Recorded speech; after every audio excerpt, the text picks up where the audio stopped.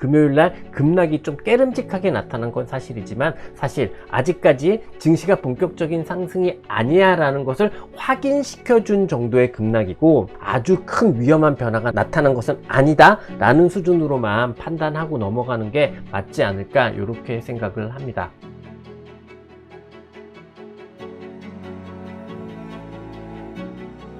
안녕하세요. 찐생 김진입니다.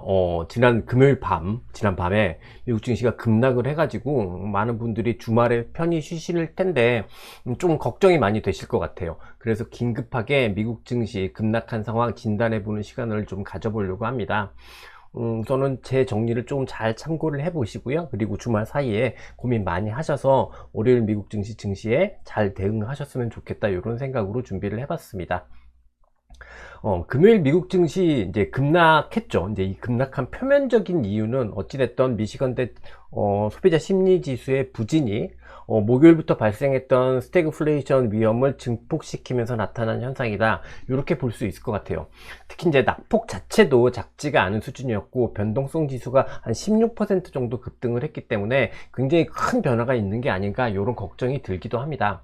네, 하지만 이제 제가 지난밤에 있었던 미국 증시의 흐름을 보면서 내린 결론은 급락은 했지만 변곡점은 아니다 라는 판단이었습니다. 이틀간 경기 둔화 위험이 있었던 것은 맞고요.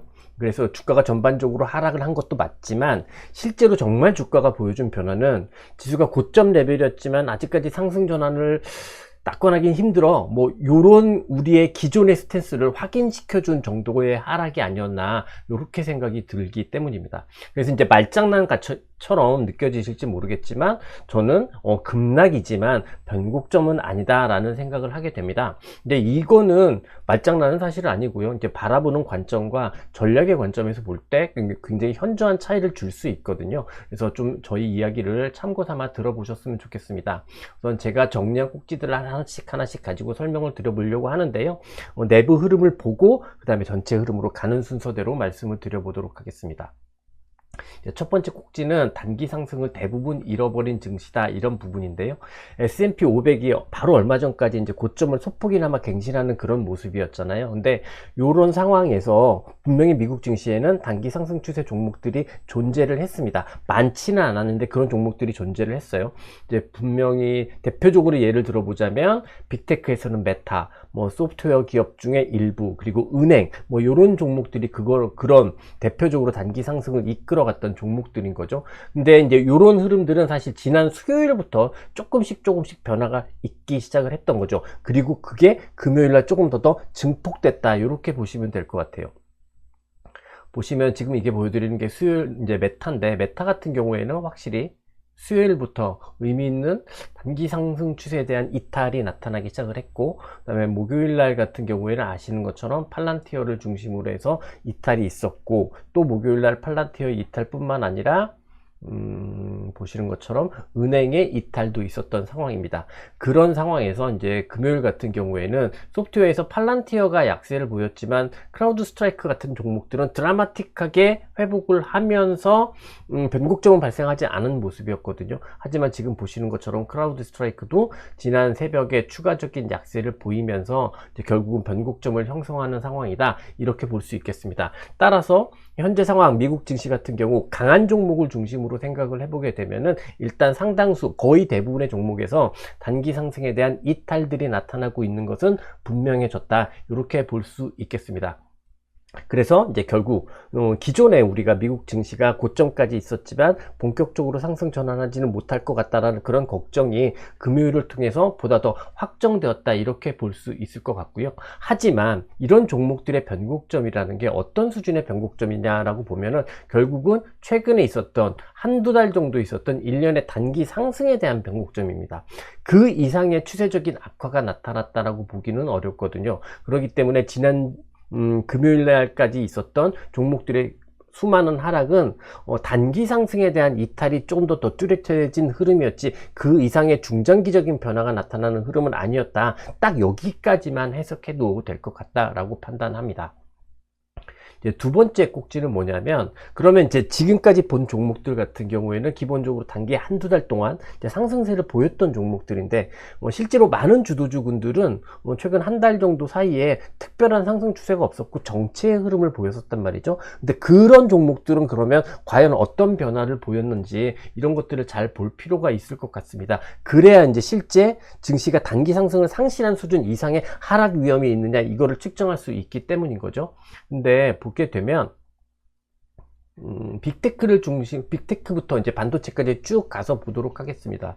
이제 빅테크에서도 보면 아마존 같은 경우에는 요 단기 조정이 조금은 더 커지는 듯한 그런 하락 약세가 존재하는 형태이기는 합니다만, 전반적으로 보면 메타 동력 추가 약세, 마이크로소프트 정체 구간 내 약세, 애플도 특별한 약세 전환이 없는 모습인 것 같고요. 핵심 반도체에서도 엔비디아, 브로드컴, 마벨테크놀로지 모두 다 약세를 보였지만 이렇게 기존의 정체 구간을 유지하는 수준, 그 정도 수준을 벗어나지는 않는 정도의 약세가 대부분이었던 것 같습니다. 이들 종목 같은 경우에는 기존의 상승 추세가 없었기 때문에 사실 금요일날 약세를 보이면서 본격적인 하락 위험이 증폭되느냐, 이게 제일 중요했다고 생각하는데요. 근데 금요일날 지난밤에 미국 증시에 이런 종목들이 전반적으로 약세를 보이기는 했습니다만 실질적으로 본격적인 하락 위험이 증폭되는 수준의 변화는 없었다라고 말씀드릴 수 있을 것 같습니다.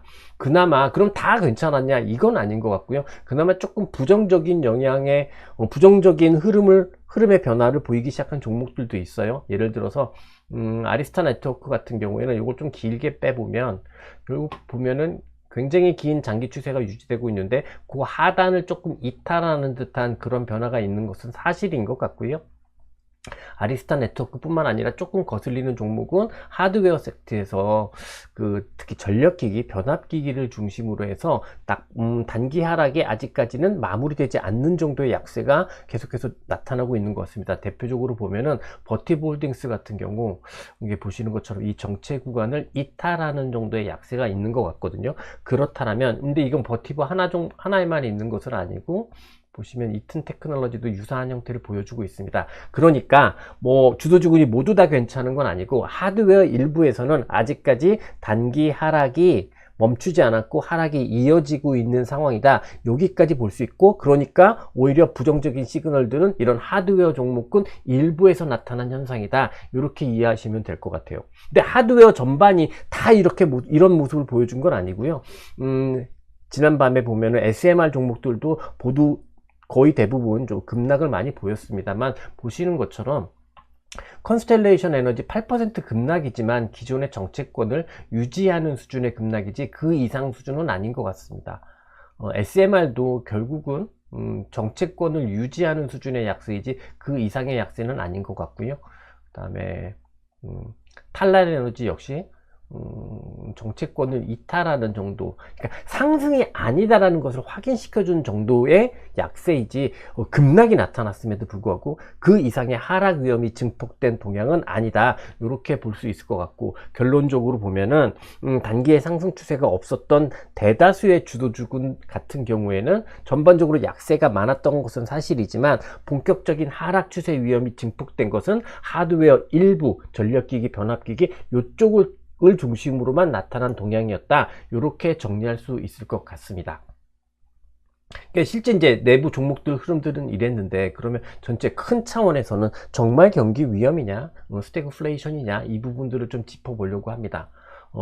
앞서 이제 여러분들 뉴스를 통해서 다 확인하셨겠지만, 일단 금요일날 지난밤에 증시의 가장 표면적인 약세 이유는 미시건대 소비자 심리지수의 부진 때문입니다. 이게 보시는 것처럼 헤드라인도 64.7이 나왔고, 이게 지난달이 71.1이었고 예상치가 67.8이니까 낮아진 것은 분명한 사실이다. 그리고 최근에 이 71.1이라는 것도 계속해서 낮아지고 있었던 그런 상황에 있었던 지수거든요. 그러니까 이게 일정 정도 이제 표면적인 이유를 보여줬다라고 생각할 수 있고, 더 걱정되는 거는 미시건대 소비자 심리지수가 발표될 때 같이 발표되는 단기 기대 인플레이션, 장기 기대 인플레이션도 모두 다 지난달 3.3%였는데 4.3%로, 3.2%였는데 3.5%로 크게 올라간 수치로 발표된 부분이 결국은 그 전날 있었던 월마트 실적 쇼크, 그 다음에 실업률 상승 위험,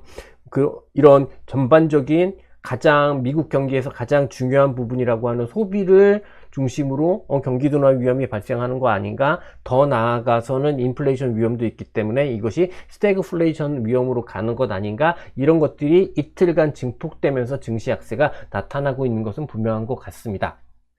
근데요, 여기서 좀 하나 환기하고 싶은 부분은 어저께 문제가 됐다고 이야기하는 이 단기 기대 인플레이션, 장기 기대 인플레이션, 미시건대 소비자 심리지수에서 발표하는 이 지수에 대한 이야기인데요.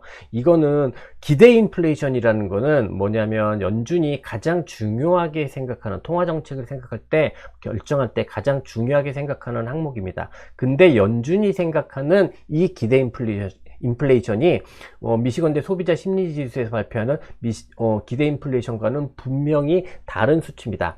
사실 연준이 꼭 판단해야 되는 인플레이션 기대는 실제로 측정이 되는 수치가 아니거든요. 그래서 연준이 여러 가지 지표를 통해서 가늠해보고 확인해보는 수준이고, 실제 기대 인플레이션은 숫자로 존재하는 상황이 아닙니다. 근데 이거를 조금 이제 일정 정도 가늠해보기 위해서 미시건대에서 설문조사를 통해서 기대 인플레이션을 이야기하고, 그러기 때문에 때로는 어떨 때 이제 좀 인플레이션이 걱정되는 상황일 때는 이 미시건대 기대 인플레이션이 좀 중요하게 여겨지는 경우도 있는데요. 사실상 다시 환기해서 말씀을 드리자면 이게 연준의 통화 정책에 직접적인 영향을 주는 기대 인플레이션과는 다른 것이다 라고 이해하시면 좋을 것 같고요. 또 하나는 설문조사 지표이기 때문에 이 수치 자체가 굉장히 불안한 수치고, 그냥 일종의 간접적인 가늠자 정도로만 이해를 하시면 좋을 것 같다라고 말씀드리고 싶습니다. 그러니까 시장이 일단 이걸 가지고 반응을 했지만 그 반응한 자체가 정말 의미 있는 변화를 만들었느냐, 의미 있는 변화를 만들지 못했느냐, 이거에 더 주목할 필요가 있다고 말씀드리고 싶은데요. 그런 측면에서 보면은 금리를 봐야 됩니다. 금리 같은 경우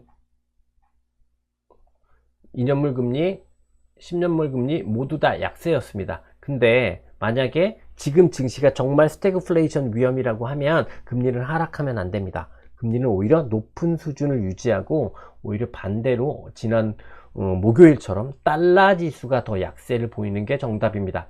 근데 지난 금요일 같은 경우에는 사실 달러 지수는 오히려 반등을 했고, 그 다음에 금리가 약세를 보였습니다.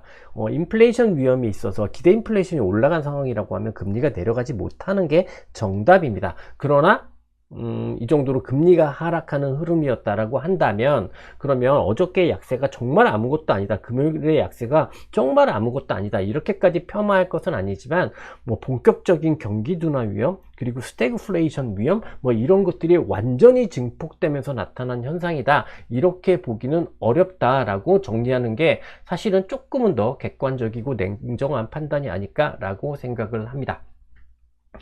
빠르게 결론 넘어가 보도록 하겠습니다. 그래서 앞서 이제 시장 내부 흐름도 쭉 확인을 했듯이, 내부 흐름을 보게 되면 단기 상승에 대한 완전 상실 정도의 흐름은 보여지지만, 일부 하드웨어 쪽을 제외하면 본격적인 하락 추세 위험이 증가한 듯한 그런 증시 동향으로 보이지는 않습니다. 그리고 문제가 됐던 매크로 위험 역시 실제로 본격적인 위험 상황으로 판단하기에는 여전히 지표 자체가 불안하다라고 말씀드릴 수 있겠습니다.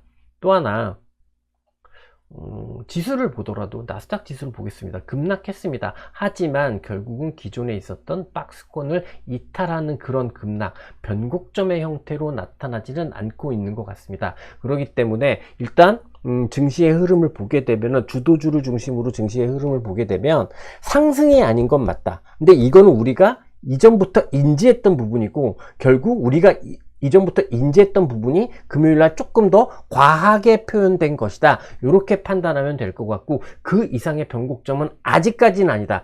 오늘부터 이제 월요일부터 추가적인 더 약세가 나타난다면 그때는 다시 판단을 바꿀 수 있겠지만, 아직까지 그것을 의미 있는 변곡점이 발생했고 본격적인 하락 위험이 증폭한 상황이다, 이렇게 보기는 어려울 것 같습니다. 이거에 또 이제 간접적인 증거 중에 하나가, 저는 이렇게 증시 위험 상황이 오게 됐을 경우에 빅스라 금요일날은 변동성 지수 외에도 가장 위험한 자산으로 일컬어지는 위험 자산의 동향들을 좀 주목해서 볼 필요가 있다고 생각을 하는데요. 오히려 비트코인 같은 경우에는 여전히 보시는 것처럼 특별한 상승은 없습니다만 박스권 내의 흐름을 유지하고 있는 모습입니다.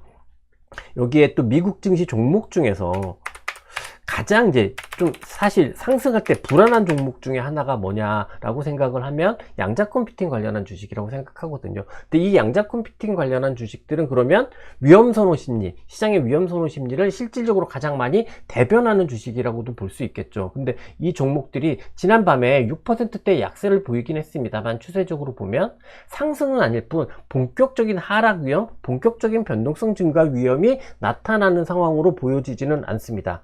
그렇다면 결국 이 모든 것들을 다 종합해서 볼 때 금요일날 급락이 좀 깨름직하게 나타난 건 사실이지만 사실 아직까지 증시가 본격적인 상승이 아니야 라는 것을 확인시켜 준 정도의 급락이고 경기 둔화 위험도 불안한 상황이고 그렇다면 금요일날의 급락은 그냥 변곡점 수준 아주 큰 위험한 변화가 나타난 것은 아니다 라는 수준으로만 판단하고 넘어가는 게 맞지 않을까 이렇게 생각을 합니다. 네, 굉장히 빠르게 좀 긴급하게 편성을 해서 금요일날 증시 흐름들 그래도 제가 글로벌 투자의 정석 시간에 말씀드리는 내용들을 조금 더 압축시켜서 정리를 해봤는데요. 일단 요 정도가 이제 제가 금요일날 많은 사람들이 이야기하고 있는 경기 둔화 우려가 본격화되면서 급락한 미국 증시에 대한 저의 실질적인 해석이고요. 저는 늘 말씀 많이 드립니다만 제 해석이 정답은 분명히 아닙니다. 하지만 내부의 실질적인 변화에 가장 집중해서 거기에 가장 충실히 한 상황에서 해석을 내린 거니까 저의 해석 좀 참고하셔서 주말 사이에 고민 많이 하시고 월요일에 잘 대응하셨으면 좋겠다 이 말씀 드리겠습니다. 긴급하게 편성된 방송이라서 되게 어색하고 조금은 정제되지 않은 내용일 수도 있을지 모르겠는데요. 이해 부탁드리고요. 이상 방송 마무리 하도록 하겠습니다. 저는 찐쌤 김진입니다. 감사합니다.